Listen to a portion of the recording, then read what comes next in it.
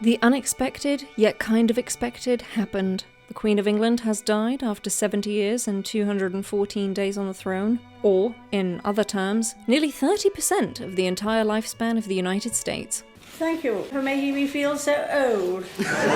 Her 96 years were dutifully and gracefully filled with service to the United Kingdom. Are you supposed to be looking as if you're enjoying it? Yes, it definitely. And displayed unflinching excellence in fine china tea sets, truly potato-full corgi bums, and cutting cakes with swords. With 2 hands. There is a knife there as well. What? There is a knife if you want. I know there is. This is something that is more unusual. Underneath her royal manners and stiff upper lip, there was a playful and cheeky side, and that's the side I wish to honour on this most sober occasion, and in the most poubette way possible, travelling from England's tterton to Scotland's twat with the likes of Sandy Balls, Upperth, I keep mine in here.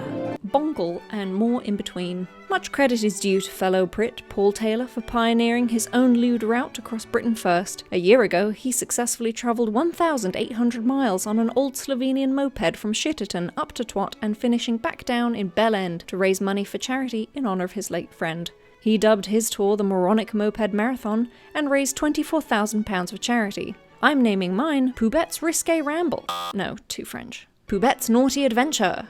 No alliteration. Poubette's Rude Road Trip. And maybe raising my subscriber count by 1 if it's a good day. And of course, raising my glass to the woman King Charles III affectionately called Your Majesty, Mummy. There were numerous excellent places to start, with options like the village Crapstone or the seaside town of Beer, but I'm going to give Paul Taylor top marks for starting with the absolute winner, Tterton.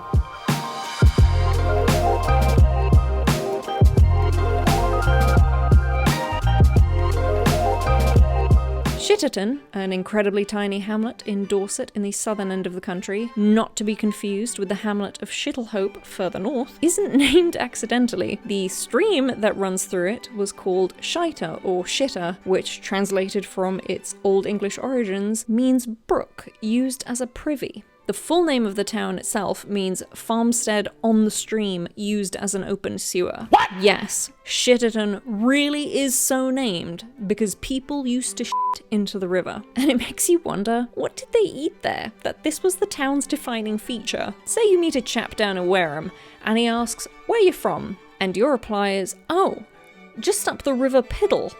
In Tterton, his reply is probably going to be, "Oh my god, last time I was there, it only took 25 minutes to end up with a scratchy bottom." It's honestly just as well that the only dining establishment is a vintage mobile ice cream truck that you can rent for events, because otherwise you would never live down giving restaurant patrons food poisoning here. Because at least if the ice cream truck gives you the runs, it can go on the run and pretend it's from somewhere else. Aside from its wonderfully simple history as an open toilet, Tterton is traditionally adorable, with classic thatched roof homes with moss growing on top. The kind of English countryside charm I dream about when I'm missing the UK. It's also naturally home to the town sign, which is smartly carved into a 1.5-ton piece of rock so no one can steal it. Because of course people repeatedly did, but even the Ttertonians knew it was all in fun, so they had no hard feelings, but they still needed a sign that wouldn't get stolen because all that fun was getting very expensive to continuously replace. And it seems parish chairman Ian Ventham and his wife were putting their heads together one night about how to solve the issue, and he said it was she who suggested a small piece of mountain as the sign to, quote, "see them take that off in a Ford Fiesta." As far as I can tell, no Ford Fiestas have been successful. The challenge is still open. There's also Mike Gee Town Planning Services. I'm not sure how much town planning he does, given that, well, there doesn't seem to be much to plan around here, but he did give himself 5 stars, so at least there's that. On our way out of Tterton, we pass by the Happy Bottom Nature Preserve, where Mark James's bottom was indeed very happy with the reserve of nature on offer, and up into the green fields of Arse Hill. But we'll take a brief stop in Sandy Balls, 120 acres of woods and parkland that's mostly home to the Sandy Balls holiday resort town. Unfortunately, it's not located at the beach. I know, it disappointed me as well, but Sandy Balls does have sandy ballast, as they were called in the time of Henry VII. There's some kind of mounds of sand and gravel that are on the western edge of the land. Very exciting.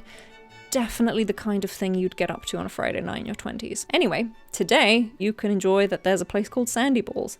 And you can also enjoy that you can take a holiday there. And that a guy bought it in the early 1900s who was also known for founding the Order of Woodcraft. Imagine having it carved into stone for all eternity that your legacy is that you preserved Sandy Balls for lovers of nature and founded the Order of Woodcraft, all in one epitaph.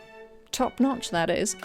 Up until this point, we've been following Paul Taylor's path, but we are going to deviate here and continue east in the south instead of heading north like he did, because somehow he deemed Cocking Village unworthy, and Cocking is extremely worthy for the following reasons. Number one, it's extremely adorable. I am a bit biased, obviously, but look at this idyllic little village.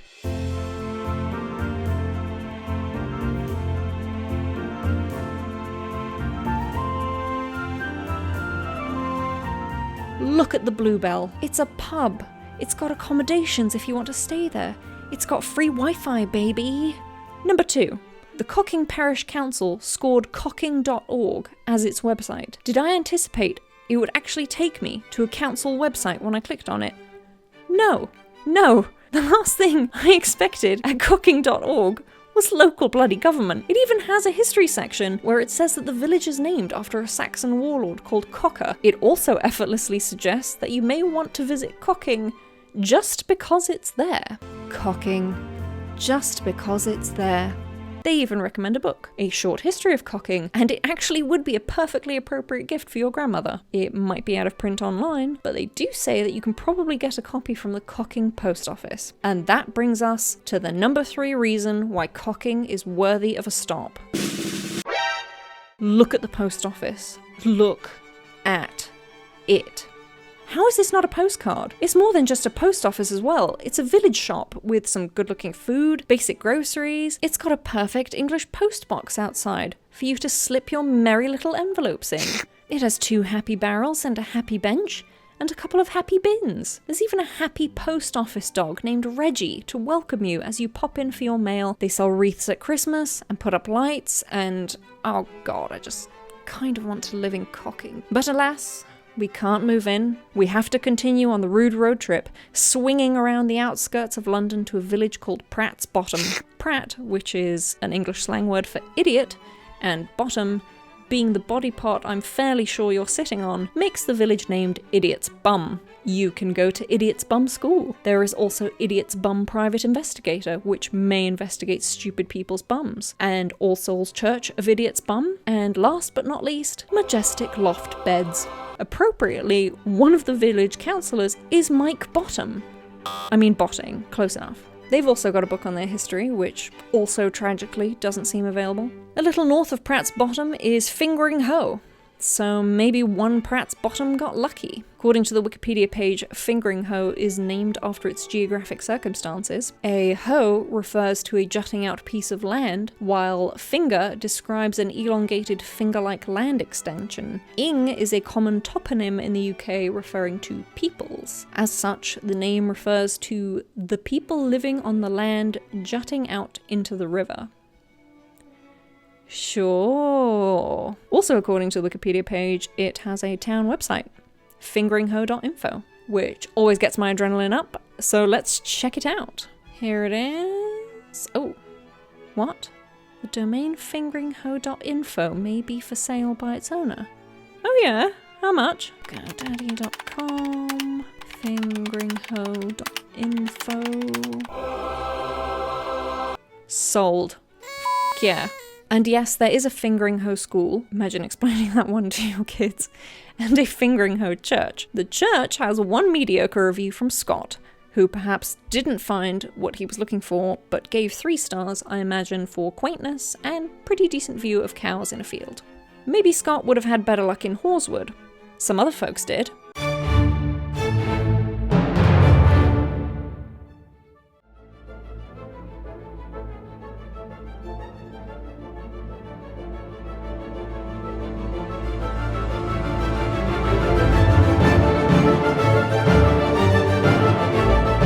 Even the one guy who reviewed Horswood in all seriousness came out of there with something that stuck to him and left him itchy. Good news though, Unsatisfied Scott and Itchy William can head on over to Toker's Green to unwind, if you know what I mean. Well, maybe in the future anyway. Right now it's just some houses and a farm, but one day when the UK legalises jazz cabbage, that farm is gonna be growing something new, and Snoop Dogg will probably be inhaling it. And Toker's Green Park will probably have less children and hopefully less dog poo. If the Kush capital isn't going to be Toker's Green, then it will be 20 minutes up the road in Stonor. For most of its history though, Stonor was called Upper Arsendon, and in 1922 it merged with Piss Hill Parish, and that's a real sentence, with real facts. North from this weedy wonderland of sorts is a kind of special Bermuda Triangle of the UK, but better. But first, some information you may need to understand the gravity of the situation, a primer on British slang for naughty parts. A knob, an eggplant emoji. A willy, also an eggplant emoji. A bell end, the roundest part at the end of the eggplant emoji. Now that that's sorted, back to the map. When you draw a line from the knob to Butthole Lane, and from Titty Ho to Bell End, in the middle, in some kind of ancient ley line magic, up pops a willy. Okay, so maybe the ancient wizards were a bit drunk when they drew the magic line from Titty Ho to Bell End, but f*** you, close enough. Heading north from Butthole Lane, which I tragically cannot street view and find that so frustrating, we find ourselves in Penistone. Okay, it's pronounced Peniston. It's a pretty big town too, with some 22,000 people in it, and there was even a railway line to Peniston through the Woodhead Tunnel. Just kidding.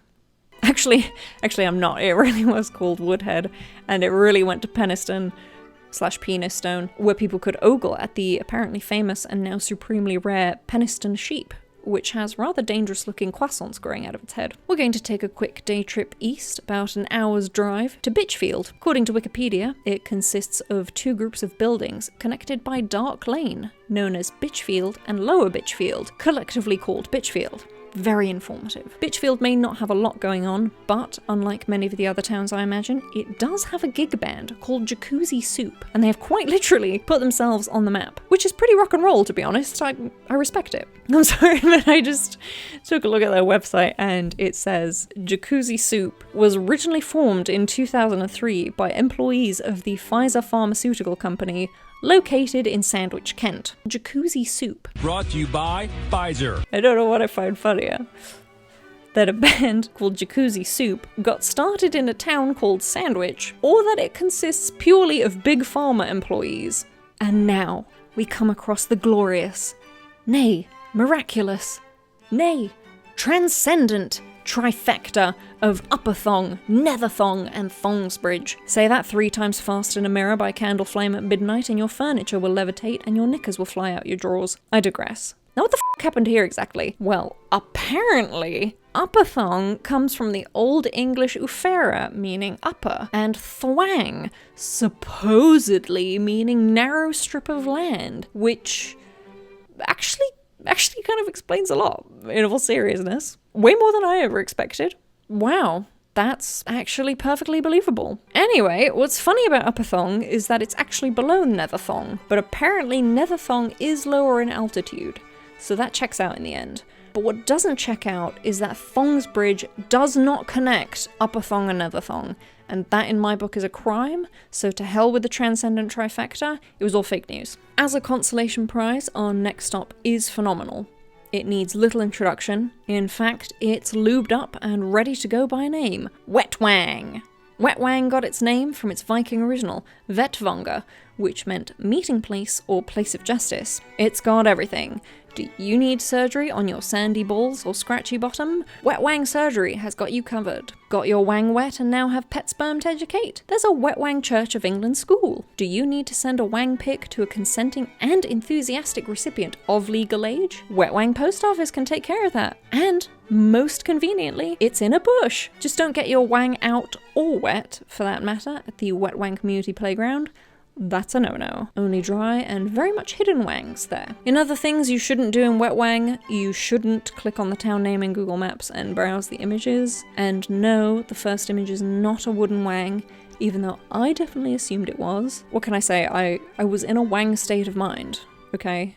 Forgive me. Anyway, it's an owl on a post, which is all well and dandy, but there are some questionable looking figures after it that just might be the kind of thing you can't unsee.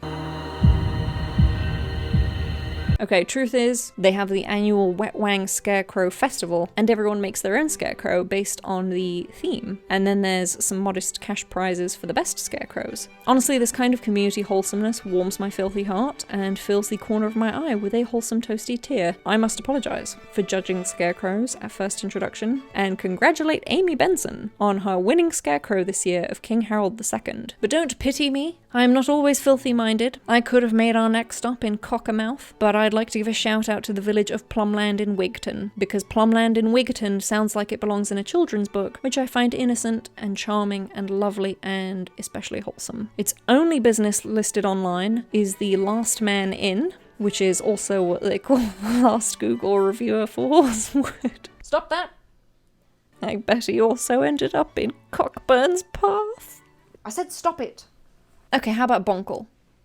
Yeah, alright. So Bonkle is fun to say, and might have its own Wikipedia page, but its name doesn't actually appear on Google Maps despite being a village, which is a bit disappointing. All it appears to have on maps is a brain injury rehabilitation centre, which, I mean, I can't help but think a Bonkle sounds like the kind of thing that got people in there in the first place. Anyway, before I go too far down the road to hell, let's take a calming trip to the village of Dull. And yeah, so yeah, I guess. Fun fact though, in 2013, Dull in Scotland partnered up with Boring in Oregon to create the League of Extraordinary Communities. They accepted Bland in Australia as another member, and that's it. Done since. Those are the 3 communities in the league. Onwards north, past gracefully named places like Dingwall and Killiecrankie and Knocky Lodge and Cockbridge, we'll stop on the coast in Tongue. They have a Tongue everything, even a Tongue police station, which looks more like a farm, in all seriousness. Probably a good place to commit a crime. Not that you should do it, but you can probably get jailed in a cosy barn in the back, by the looks of it. With any luck, you can spoon with a Highland ox. There's even Tongue public toilets, which is definitely leaving a bad taste in my mouth.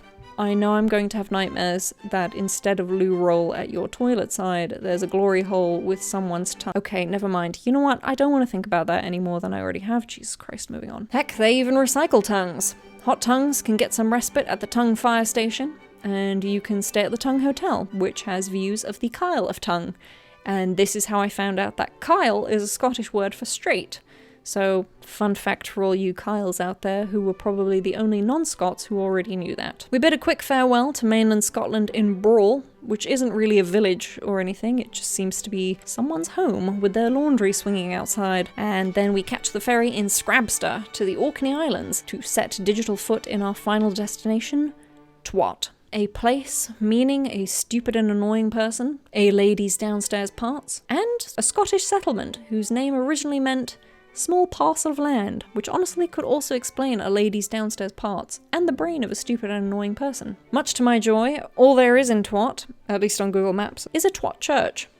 Johnny Thunder's soul was saved there, as well as his passion for Fanny. Adobe video software Premiere Pro met a couple people it suspected were twats. Matthew Arnold comes from a long line of twats, and proclaimed himself as one, and came to pay respect to his twat ancestors. Murray Sackwild, whose name sounds like it could have been a town in this video, shared a healthy selection of selfies he took on the Twat Church bench. Thank you, Murray. Your contributions to humanity are great. And so we have taken Poobette's rude road trip from Tterton to Twat, meeting many fine Google reviewers and delightful villagers along the way. There were so many contenders, it was difficult to decide what to include. I know some would have made the Queen blush, looking at you, Horsewood, but she was the dang sovereign over these lands, and I'm only mad she didn't do a Game of Thrones thing with her name. You know what I mean? Because her full title was, in real life, Elizabeth II, by the grace of God, of the United Kingdom of Great Britain and Northern Ireland, and of her other realms and territories, Queen, Head of the Commonwealth, Defender of the Faith. But it could have been, for example,